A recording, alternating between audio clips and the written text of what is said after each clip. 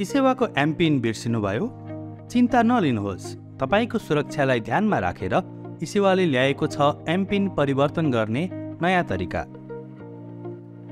MPIN परिवर्तन गर्नलाई e-Sewa app खोलेर लगइन पेजमा जानुहोस्। फर्गट एमपिनमा क्लिक गर्नुहोस्।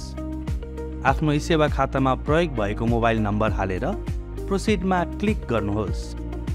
अब तपाईले आफ्नो ई-सेवा खातामा प्रयोग भएको मोबाइल नम्बर तपाईकै हो भनी प्रमाणित गर्नुपर्नेछ। यदि ई-सेवामा रजिस्टर भएको नम्बर अहिले तपाईसँग छैन भने तपाईले ई-सेवा कार्यालयमा नै सम्पर्क गर्नुहोला। सो नम्बर तपाईसँगै छ भनी प्रमाणित गर्न तपाईले मेसेज पठाउनु पर्नेछ।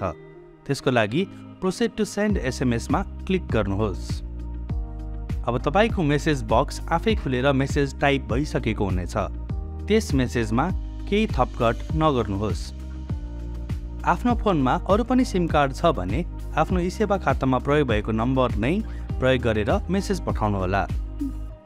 ई-सेवाबाट तपाईलाई एक पटक मात्र प्रयोग गर्न मिल्ने ओटिपी पासवर्ड मेसेजमा आउनेछ। ई-सेवा एपमा गई उक्त ओटिपी पासवर्ड राख्नुहोस् र भेरिफाई एन्ड प्रोसिडमा क्लिक गर्नुहोस्। यसपछि नयाँ एमपिन चयन गर्नुहोस्। नयाँ एमपिन 4 अङ्कको हुनुपर्नेछ। लगातार आउने नम्बर जस्तै 1 2 3 4 वा 6 7 8 9 नराख्नुहोला।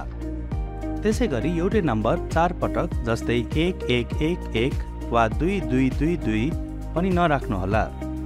साथै तपाईको ई-सेवा वालेटको नम्बरको पहिलो 4 अथवा अन्तिम 4 अङ्क पनि नराख्नुहोला।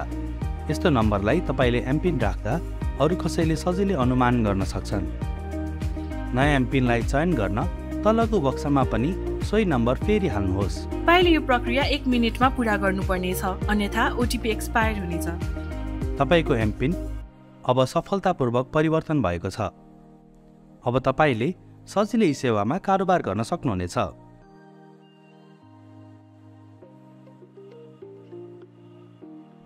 आफ्नो ई-सेवा खाता सुरक्षित राख्न एमपिन, पासवर्ड तथा ओटिपी कहिले पनि सेयर नगरौँ।